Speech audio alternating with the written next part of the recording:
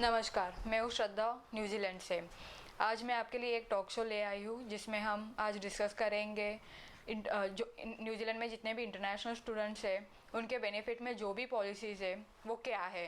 वो आज ही अपने डिस्कशन में शामिल होंगे अरुणजीत सिंह बैरिस्टर, जो ऑकलैंड में इमिग्रेशन लॉ के इसमें स्पेशलिस्ट है। तो अरुणजीत सिंह, आपका स्वागत है। श्रद्धा जी, थैंक यू, आपने आज मुझे इनवाइट किया।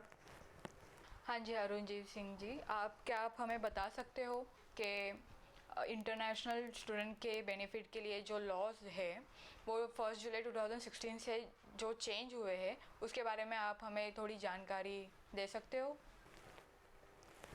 जी, न्यूजीलैंड में जो इंटरनेशनल स्टूडेंट्स आते हैं पढ़ाई करने के लिए, उनके लिए जो 2016 से पहले जो लॉ था वो उनकी वेलफेयर के लिए काफ़ी प्रोटेक्शंस प्राप्त थी इंटरनेशनल स्टूडेंट्स को। जो लॉ चेंज आया है 1 जुलाई 2016 से, उसके बारे में मैं बात करने से पहले जो पहले लॉ था 1 जुलाई 2016 से पहले, उसके बारे में मैं पहले बताना चाहता हूँ।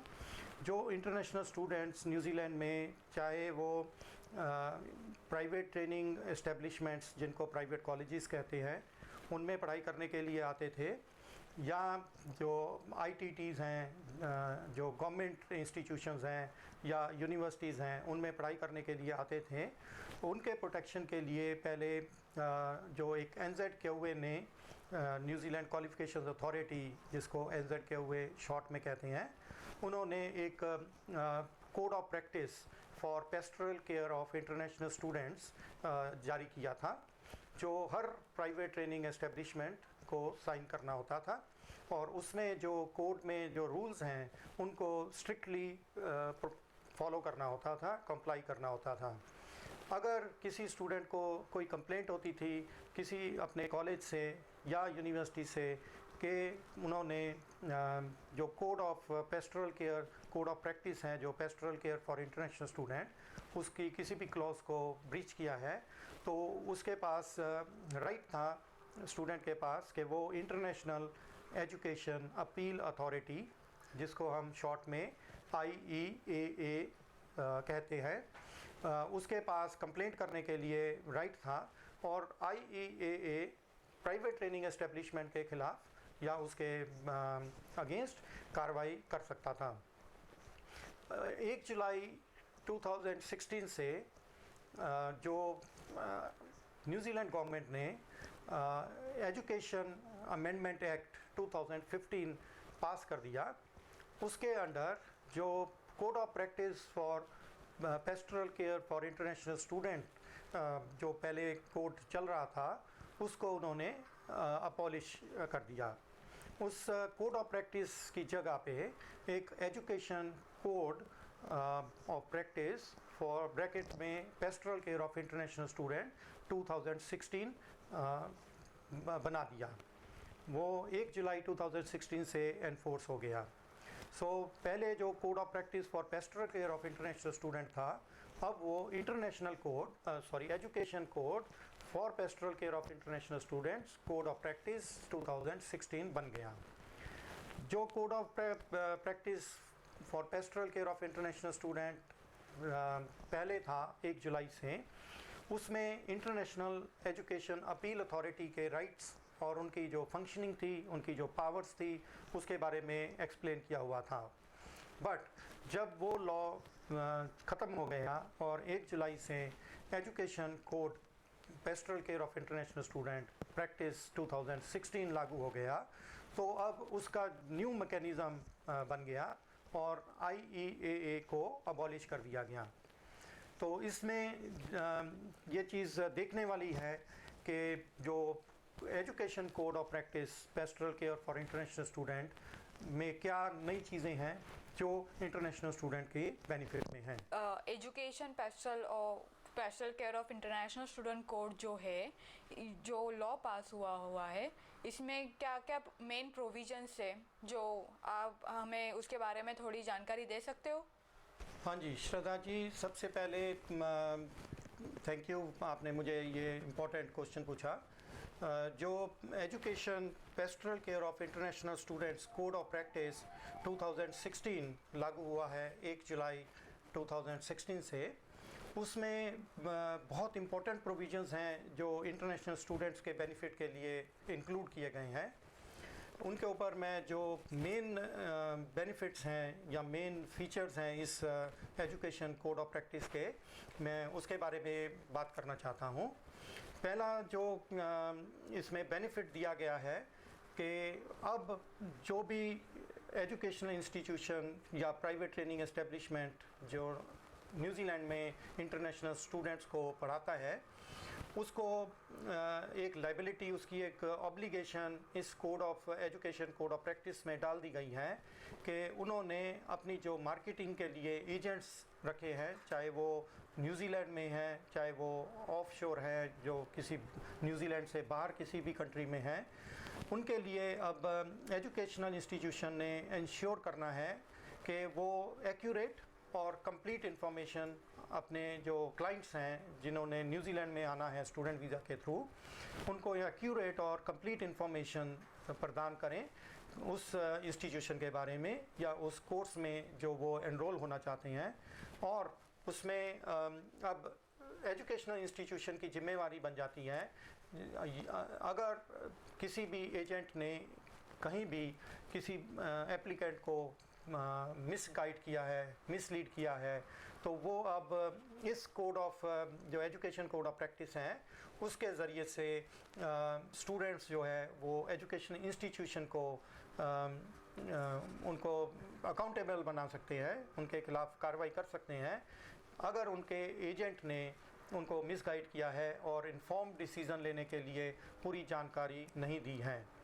एक इम्पॉर्टेंट फीचर ये है कि अब एजेंट्स के ख़िलाफ़ भी और स्टूडेंट्स के जो कॉलेजेस हैं उनके ख़िलाफ़ भी एक कंप्लेंट ग्रीवेंस मैकेनिज़्म इस एजुकेशन कोड ऑफ प्रैक्टिस से बनता है।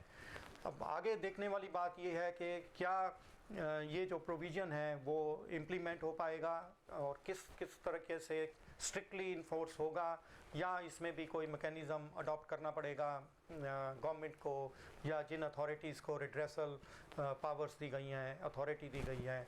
तो ये अभी देखने वाली बात है क्योंकि ये अभी जस्ट 12 दिन पहले ही ये लॉ अभी अप्लाई हुआ है न्यूजीलैंड में।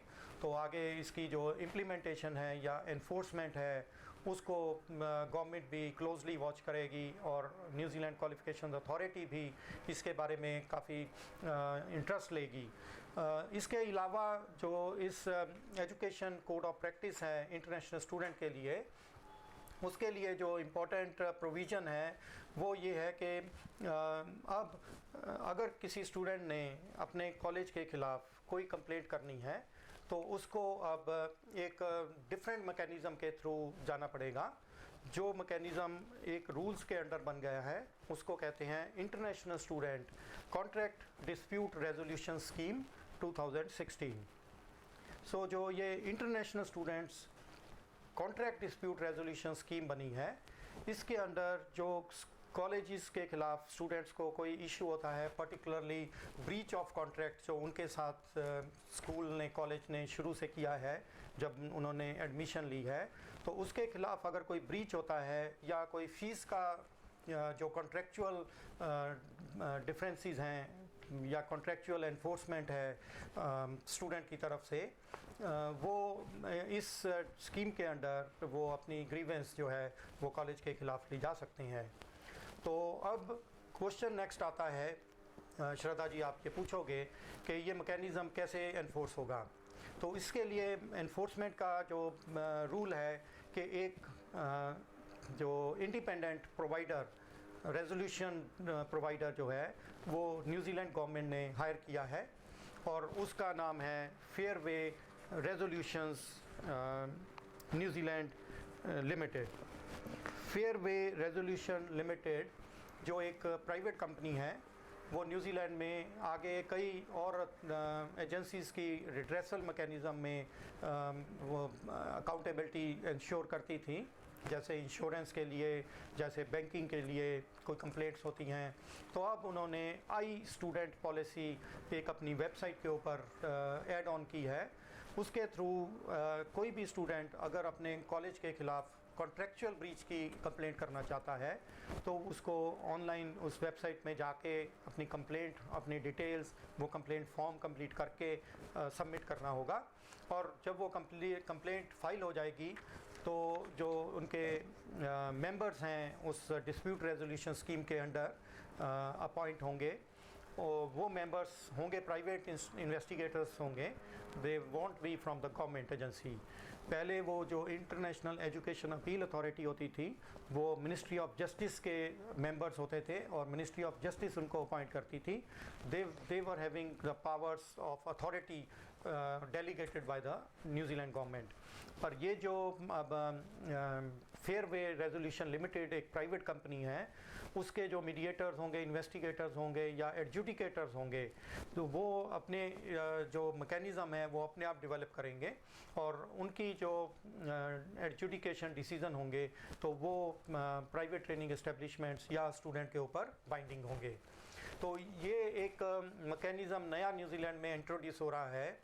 बाकी एजेंसीज़ के लिए वो पहले काम कर रहा था, बट इंटरनेशनल स्टूडेंट की प्रोटेक्शन के लिए ये एक पहली बार एक इंडिपेंडेंट और जो प्राइवेट एजेंसी न्यूजीलैंड गवर्नमेंट ने ऑथराइज़ की है, उसमें 3 चीज़ें ये एजेंसी कर सकती है। जो फेयर वे रेजोल्यूशन लिमिटेड है वो 3 तरीके से इंटरनेशनल स्टूडेंट की कंप्लेंट को सुनवाई कर सकता है। पहली, वो उसकी मीडिएशन कर सकते हैं। सेकेंडली, वो उसकी इन्वेस्टिगेशन कर सकते हैं। और थर्डली, वो उसकी एडजुडिकेशन कर सकते हैं। तो मीडिएशन का मेन पार्ट होता है कि अगर दोनों कॉलेज मैनेजमेंट और जो स्टूडेंट है कंप्लेंट करने वाला, वो आमने सामने इकट्ठे बैठ के अपनी जो डिस्प्यूट है या उनके जो कंसर्न्स हैं वो रिजॉल्व कर सकते हैं, तो वो मीडिएशन का काम ये फेयर वे रेजोल्यूशन लिमिटेड करेगी। ये सर्विसेज फ्री हैं, इसके लिए कोई फ़ीस नहीं होगी, चाहे मीडिएशन हो चाहे एडजुडिकेशन हो, all services are provided by this company free of cost. तो ये जो एजेंसी है गवर्नमेंट से फंडिंग के ऊपर इंटरनेशनल स्टूडेंट्स के जो प्रोटेक्शन के लिए मैकेनिज़्म बनाया गया है, जो international student contract dispute resolution scheme, उसको ये इम्प्लीमेंट करेंगे। तो अब हमने देखा कि पहले एजुकेशन एक्ट 2015 अमेंड हुआ। जो पहले एजुकेशन एक्ट था उसको अमेंड करके एजुकेशन अमेंडमेंट एक्ट 2015 बनाया, जो 1 जुलाई 2016 को एनफोर्स हुआ। उसके बीच में जो NZKOA की पावर्स हैं और जो एजुकेशन कोड है पेस्टरल केयर ऑफ इंटरनेशनल स्टूडेंट 2016, वो एनफोर्स हुआ। और अब तीसरी जो हमने इंफॉर्मेशन ली वो है international student contract dispute resolution scheme 2016।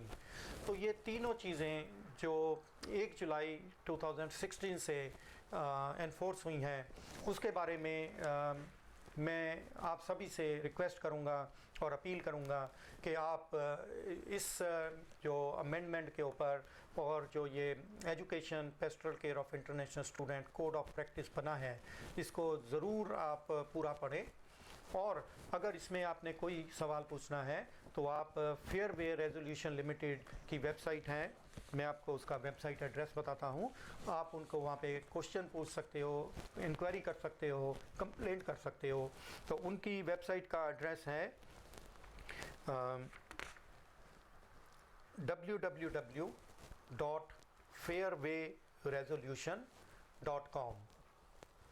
मैं रिपीट करता हूँ, www.fairwayresolution.com।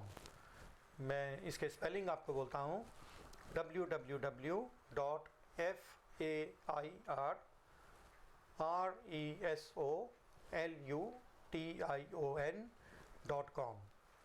तो इस वेबसाइट के ऊपर आप काफ़ी इन्फॉर्मेशन देख सकते हो जो इंटरनेशनल स्टूडेंट की प्रोटेक्शन के लिए 1 जुलाई 2016 से लागू हुआ है। अगर आपने मुझसे कोई क्वेश्चन पूछना है तो स्क्रीन के ऊपर ये मेरे फ़ोन नंबर और डिटेल्स आ रही हैं, तो आप बेझिझक फ्री एडवाइस के लिए मुझे आप फ़ोन कर सकते हो या ईमेल कर सकते हो। मेरा ईमेल है arunchiv@gmail.com। Thank you अरुणजीत Singh ji, आपने बहुत ही इम्पोर्टेंट इन्फॉर्मेशन हमारे साथ शेयर की है और बहुत ही आसान वे में। तो आशा करती हूँ कि आप सबको ये इन्फॉर्मेशन बहुत हेल्पफुल होगी